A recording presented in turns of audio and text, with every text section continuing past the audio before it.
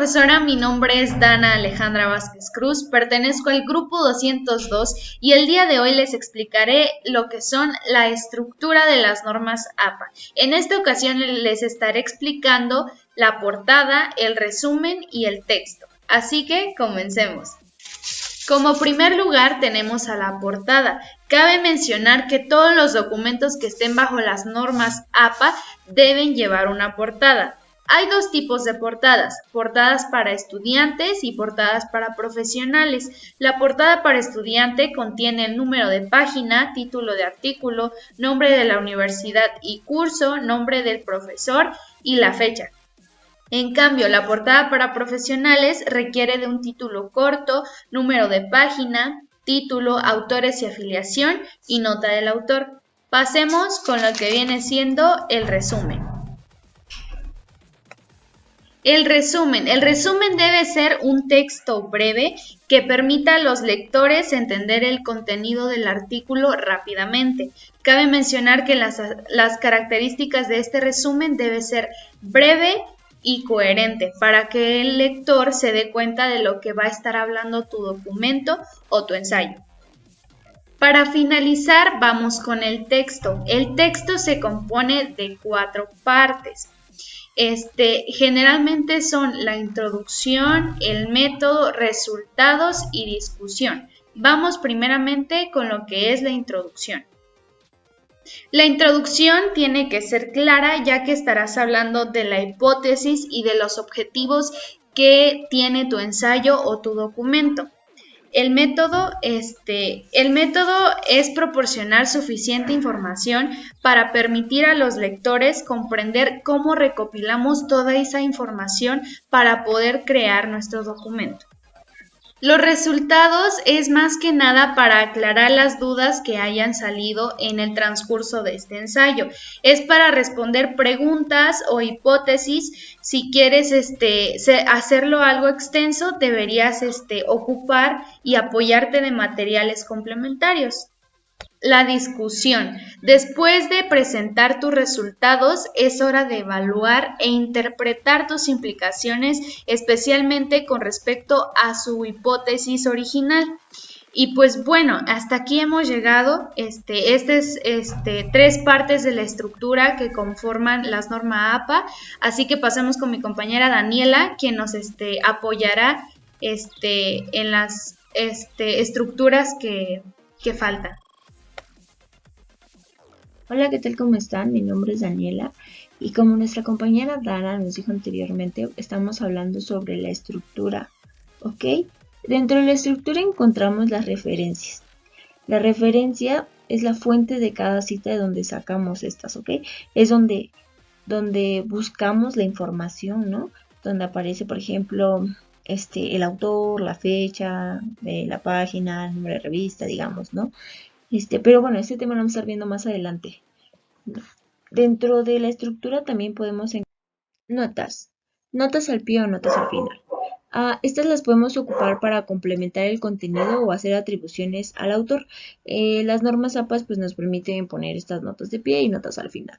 Las notas del pie aparecen en la parte inferior de cada página y las notas al final aparecen en la parte pues, final de cada sección. La fuente es más pequeña que la del texto y tiene un interlineado sencillo. Estas se dividen en dos, en notas de pie de contenido y notas copyright. La primera es utilizada para amplificar la información de manera sustancial y se conserva la misma fuente que del texto, pero se cambia el interlineado, en este caso sería un interlineado doble. Las notas copyright igualmente esto es para indicar los derechos del autor en una cita larga, ¿ok? Entonces aquí aclara que tenemos los derechos del autor para poner esa cita. Vamos a hablar sobre las tablas. Y las tablas son elementos que están compuestos por filas y columnas y aquí se presentan ya sea textos o números, ¿ok? Los componentes básicos. Los componentes básicos de una tabla es número de tabla, ¿no? Y es la numeración de ella. Las tablas deben de llevar un orden en que se menciona su investigación. El título recordemos que debe ser breve, descriptivo y se hace en una sola línea con un interlineado doble. Debajo de él debe ir el número de tablas. Si tenemos más tablas debemos enumerarlas. Entonces, después tenemos el encabezado, ¿no? El encabezado también varía mucho dependiendo del tema y recordemos que esta debe ser agregada en la columna de encabezados en el cuerpo, ¿no? El cuerpo debe incluir todas las filas y columnas y también la de la columna de encabezados. Esta puede tener un interlineado de 1.5, un doble o un sencillo. Por último tenemos las notas. Las notas nos ayudan a como aclarar o explicar esa información que no queda clara hacia el lector o aquella que no es muy específica, ¿no? Debemos delimitar el uso de bordes y por lo general se usa uno en la parte superior e inferior de la tabla, ¿ok? También puede ser debajo de los encabezados, encima de los totales de columna y también debemos recordar no utilizar bordes verticales para separar datos, no utilizar bordes alrededor y tampoco debemos de poner alrededor de cada celda. Se deben usar el mismo tipo de tamaño de fuente que en el resto del texto, ¿ok? Si es un Arial 12, pues le ponemos un Arial 12. Pueden tener un interlineado sencillo de 1.5 o un doble, como hemos dicho anteriormente, y deben de utilizar un interlineado doble en el número de tabla y título. Igual que las notas, como les dije anteriormente, es lo que debe llevar. Las tablas se pueden ubicar de dos formas. Una es en donde se menciona, por ejemplo, podemos decir a continuación en la tabla 1 y abajo viene la tabla, ¿no? O se puede poner al final de las referencias, ¿no? Se puede, no se puede ocupar en horizontal, ¿ok? Recordemos eso, no se puede ocupar en horizontal.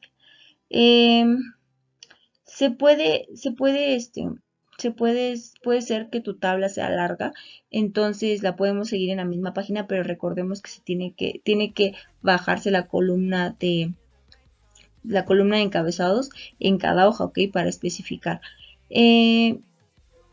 Siempre es importante bajar esto, ¿ok? La fila de encabezados es muy importante. Vamos a hablar sobre las figuras.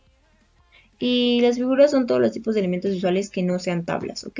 Puede ser una infografía, un gráfico, un dibujo, etc. Las figuras contienen los siguientes componentes básicos. El número, ¿no? Es el número de la figura, es el orden en el que se deben de aparecer, ¿no? Por ejemplo, figura 1, figura 2, figura 3, ¿no? Después tenemos nuestro título. Nuestro título, como dije antes, debe ser breve y descriptivo. Después tenemos la imagen, ¿no? Y en la imagen se inserta nuestro gráfico, nuestra infografía, nuestro dibujo o nuestra ilustración, ¿no? Lo que hayamos elegido. Después tenemos las leyendas. Las leyendas se coloca dentro de los bordes de la figura y suele ser usada para explicar los símbolos utilizados en la imagen de la figura. La nota describe lo que no es claro para el lector para que se entienda fácilmente. Para ubicar una figura se puede ubicar al igual que las tablas al final o se puede ubicar también en el texto, ¿no? Si hubiera tablas, se ubica se ubica al final de ellas y si no hubiera tablas se ubica al final de referencias. Para citar una figura, hay dos formas, ¿no? La primera es comentar, por ejemplo, refiriendo dónde está, por ejemplo, a continuación vemos la siguiente tabla, ¿no? Y la tabla 1 y aparece la tabla, ¿no? Y la segunda es que primero va el número de la página y luego va la figura del texto. Por ejemplo, en la página número 12, figura tal, aparece tal cosa, ¿no? Y esas son las dos formas de citar una figura. Para el formato básico, incluye esto es la nota, el adaptado del título de imagen, autor de la imagen, año de publicación, la fuente y el tipo de licencia de la imagen, ¿ok? Y si en caso de que fuera una imagen de una página web, la fuente es el nombre del sitio web, y después sigue la URL. También tenemos la figura de un libro. En caso de la figura de una revista, la revista, volumen y número de revista son la fuente, ¿no? Vamos a hablar sobre el apéndice. Un apéndice, pues, es un material que sirve para completar un artículo. Muchas veces los autores investigan durante muchos años y quisieran agregar esta información, ¿no?, a su manuscrito, pero este material podría distraer o ser inapropiado para el lector, ¿no? Entonces, los apéndices son breves y cuentan con un material adecuado para ello, ¿no? Estos son una lista de materiales de estímulo, una descripción detallada del equipo complejo, una lista de artículos que proporcionan los datos de origen y una descripción demográfica y detallada de las subpoblaciones, ¿no? Cuando comiencen el apéndice, hay que hacerlo en una página, ¿no? Después de referencias, notas al final y de tablas, ¿no? Y pues de figuras. Un apéndice puede incluir subtítulos, así como tablas y figuras. Debes enumerar cada una de ellas, ¿no? Si es necesario, para una referencia posterior. El número de tabla debe estar junto con la letra del apéndice, que está incluido en la tabla, por ejemplo, tabla 1, ¿no? Porque muchas veces tenemos varios apéndices y entonces los nombramos como apéndice A, apéndice B.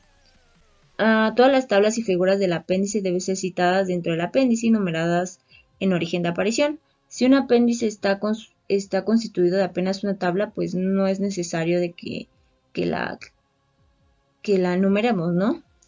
El título del apéndice centrado sirve en lugar de un número y título de tabla. Si son varias, tratemos de que cada tabla trate cada tabla como un apéndice separado, ¿ok? Y bueno, eso sería todo por parte de estructura, ¿no? Y terminamos con nuestro apéndice. Actualizaciones, formato APA, séptima edición. En términos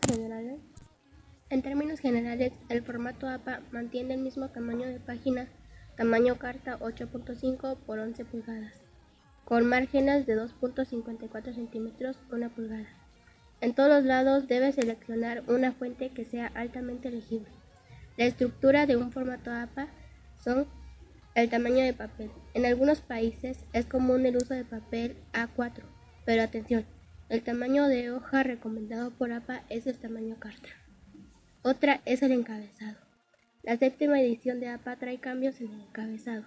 Se quita la palabra título corto para los trabajos de estudiantes. El encabezado de página consiste únicamente en el número de página alineado a la derecha. Para documentos profesionales, el encabezado de página consiste en el número de página alineado a la derecha. Otra es alineación de párrafo. Otro error común es utilizar la alineación justificada. Normas APA orienta a los estudiantes a utilizar una alineación justificada a la izquierda. Estructura. Además, ten en cuenta que el documento estará compuesto de 4 grandes secciones: portada, resumen, cuerpo principal y referencias. Títulos y subtítulos. Otro punto con cambios en la séptima edición de las normas APA son los niveles de títulos y subtítulos. Los títulos y subtítulos ayudan a que los lectores encuentren los puntos clave de un documento. En el estilo de normas APA se recomienda el uso de hasta 5 niveles de títulos y subtítulos. Cada nivel cuenta con un formato propio. La séptima edición de las normas APA trae cambios en cómo los títulos deben ser documentos presentados. Debes utilizar el mismo tamaño de fuente que uses en todo el documento. Buenos días, mi nombre es Carlos Enrique y del grupo 202 les voy a explicar algunas partes del formato. Empezar los márgenes. Los márgenes tienen que estar configurados de 2.54 centímetros o es igual a 1 pulgada. Tienen que estar configurados para que cada extremo de la hoja tenga esas medidas. Por ejemplo, en la parte superior tiene 2.54, en la parte izquierda 2.54, en la parte inferior 2.54 y en la parte derecha 2.54. Ok, sabiendo esto podemos pasar con lo siguiente: el tipo y tamaño de fuentes. Sin serifas se recomienda Calibri de 11 puntos, Arial de 11 puntos y Lucida Sans de 10 puntos. Con serifas, Times New Roman de 12 puntos, Georgia de 11 puntos, Computer Modern normal de 10 puntos. Debe de utilizar el mismo tipo y tamaño de fuente en todo el documento. incluyendo los títulos y subtítulos, con excepción a las imágenes. Hay un tipo de texto que debe de ir sin serifas, de preferencia que tenga un tamaño entre 8 y 14 puntos. Código de fuente. Para el código de fuente se recomienda utilizar un tipo de fuente monoespaciada, como la lúcida con SOT de 10 puntos. Para finalizar las secciones, las notas de pie de página. En las notas de pie de página solamente se tiene que utilizar un tamaño de fuente más diminuto a lo del resto del documento y un interlineado diferente. Por último, el interlineado. El interlineado por regla general debe de estar escrito por el interlineado doble, incluyendo resúmenes, textos de citas de más de 40 palabras, números de tablas e imágenes, títulos y subtítulos. En el interlineado también existen algunas excepciones. Entre esas excepciones está la portada. En la portada se debe de dejar un espacio en blanco aparte del doble interlineado. Esto entre el título y la investigación y el nombre del autor. Otra cosa que está en las excepciones son las tablas. El cuerpo de la tabla puede utilizar un interlineado simple, es decir, de 1.5, pero lo que es el número de la tabla, el título y las notas deben de tener su interlineado doble. Porque en las tablas, en las figuras, se tiene que utilizar un interlineado de 1.5 o doble. Al igual que en las tablas, en las figuras se tiene que utilizar un interlineado de 1.5 o doble. El número de la figura, título de la figura y en las notas forzosamente se tiene que utilizar un interlineado doble. Para continuar con las excepciones, las notas de pie de página. Las notas de pie de página pueden tener un interlineado simple, es decir, de 1.5, pero tiene que tener un tamaño de fuente ligeramente más pequeño al del texto, como por ejemplo si el texto está escrito en Times New Roman de tamaño 12, puede tener Times New Roman de tamaño 10. Para finalizar con las excepciones del interlineado, las ecuaciones matemáticas. En estos casos es permitido un interlineado de triple o cuádruple, según el valor que tenga la ecuación. Bueno, eso fue todo de mi parte, les dejo con mi siguiente compañero.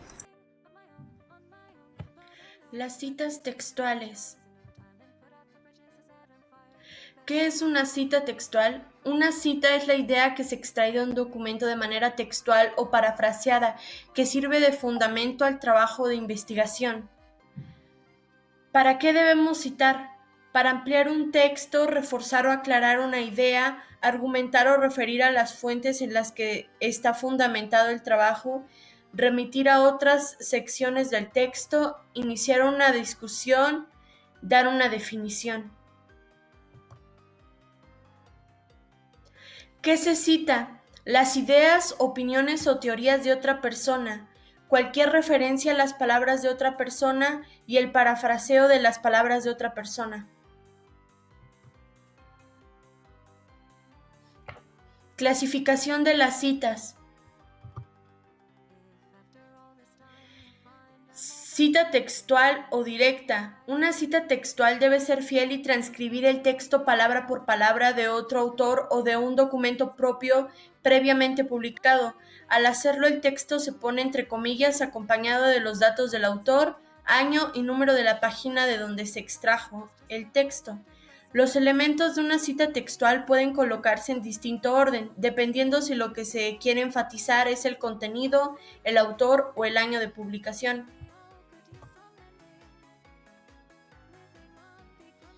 Cita textual corta.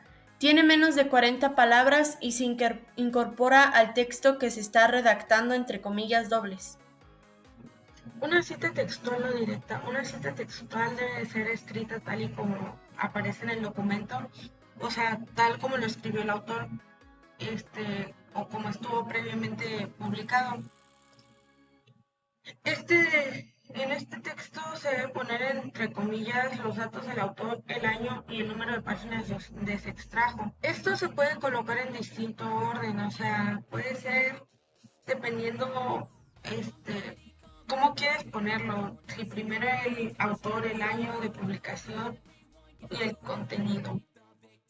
De ahí vamos con las citas textuales cortas en énfasis del autor. Primero se debería de anotar el primer apellido del autor, seguido del año que va entre paréntesis. A continuación irían las citas textuales entre comillas, y finalmente entre paréntesis también la página donde se tomó la cita. Y ahí, como se puede ver, hay unos ejemplos. De ahí serían las citas textuales cortas con énfasis en el año, en el cual se anotaría primero el año seguido del nombre del autor, la cita entre comillas y al final entre paréntesis la página. Igual en este tenemos unos ejemplos ahí representados, que es en 1991 Muñoz Reyes, Covarrubias y Osorio señalado la incorporación de las mujeres al mercado del trabajo. Es la acción explicativa más importante que la confirmación modal de la familia chilena. Las citas textuales largas deben de ser debe ser mayor de 40 palabras y se escribe una nueva línea en esta vez sin tener comillas. En todos los párrafos deben de tener un espacio de 1.3 centímetros desde el margen de la izquierda y se utiliza el espacio sencillo. Y ya de ahí, pues igual, en esta tenemos ejemplos de cómo vendría siendo. Las citas no textuales generales resumen todo el contenido y va escrito sin comillas, en el cual ya no se le agrega el número de páginas. Al igual que las citas textuales, las citas no textuales pueden enfatizar al autor, el contenido de las citas, el año o la publicación, el año de publicación. Ahora hablaré de citas no textuales o indirectas. Las citas no textuales o indirectas consiste en un resumen breve o un parafraseo, básicamente que vendrían siendo tus palabras, y no como las citas directas que son copiadas tal como el autor o el documento o la obra que vendrían hablando. De ahí van las citas no textuales específicas. Esta se refiere a las partes de obras se vendrían escribiendo sin comillas e incluyen las páginas de donde se han resumido, lo cual vendría siendo igual un tipo, no vendría toda la información de la obra, sino partes más importantes o así. Continuamos con la última parte de nuestras normas APA. Debemos saber que todas las citas que están en el documento tienen que estar en las referencias. Las referencias tienen un estilo propio. Tiene una sangría francesa en 1.27 centímetros del margen. Tiene que tener como título referencias. Este título tiene que estar centrado y tiene que estar en negritas. Para escribir las referencias necesitamos el autor, la fecha de publicación, el título del trabajo y la fuente para consultarlo. También tienen que estar ordenadas alfabéticamente. Tienen que seguir su ordenamiento con el número de páginas. Y podemos incluir hasta 20 autores. Sin embargo, hay casos donde tenemos más de 20 autores. Para estos casos, escribimos los primeros 19 autores, seguidos por 3 puntos, y escribimos al último, el último autor de la obra. Con esto vamos a entender que antes de ese último autor hay una lista más grande de autores. Hay veces que no tenemos las referencias completas. Por ejemplo, hay veces que nos falta el autor. Para estos casos usamos el título de la obra. Otro ejemplo es cuando no tenemos la fecha. Entonces usamos las letras S.F. Cuando no tenemos el título, usamos el autor. Y hay casos que no tenemos el autor ni la fecha. Entonces usamos el título y S.F. También hay otros casos donde no tenemos el autor y no tenemos el título. Para estos casos usamos una descripción pequeña del trabajo. Cuando no tenemos la fecha y el título, usamos S.F. y el autor. Cuando no tenemos la fuente, sin embargo, en las referencias no se agregan. Esto es porque si no podemos consultarla, no necesitamos agregarlo. Sin embargo, sí se agrega la cita en el documento. Y para casos especiales, cuando no tenemos ni el autor, ni la fecha, ni el título, usamos la descripción, S.F. y la fuente. Aparte de las normas APA, también existen otros estilos, los cuales pueden ser, por ejemplo, el manual de estilo de Chicago, el formato MLA, las normas de Vancouver, las normas Icontec y el estilo Harvard. Primero vamos con las de Chicago, las cuales fueron publicadas en Chicago en 1906 por primera vez por la Universidad de Chicago. Y actualmente van en la 17ª edición, publicada en abril del 2017. El formato MLA es un formato hecho por la Asociación de Lenguas Modernas de Estados Unidos, la cual se usa en el ámbito de la literatura, filosofía, estudios culturales y áreas afines. Su más reciente guía fue publicada en el año 2016. El siguiente es el de Normas Vancouver, el cual es utilizado principalmente en el área de medicina, más específicamente en las revistas. Un ejemplo de estas puede ser PubMed y Medline. En 1938, el Comité de Editores de Revistas Médicas se reunió en Vancouver, Canadá, para decidir el conjunto de requisitos que deben de tener cada una de estas revistas, el cual llegaron al acuerdo que ahora conocemos como las Normas Vancouver, el cual utiliza el sistema de referencias número autor. El siguiente son las normas Incontec, el cual el Instituto Colombiano de Normas Técnicas y Certificación es el encargado de regular esta norma, el cual presenta trabajos ya sea en escuelas, en colegios y universidades. Esta norma también es conocido como NTC 1486, la cual regula desde la estructura interna hasta el tipo de papel que se usa a la hora de escribir el documento. El estilo Harvard, ya como para finalizar, utiliza el sistema autor-año, el cual se atribuye a un artículo de Edward Luners Mark, profesor de anatomía de Hershey y director del laboratorio de zoológico de la Universidad de Harvard, que puede que haberlo copiado del sistema de catalogación del momento y ahora usado por la biblioteca de Harvard, el cual es el que más se parece al estilo APA. Con esto terminamos nuestra presentación sobre las normas APA. Espero te haya gustado y muchas gracias por su atención.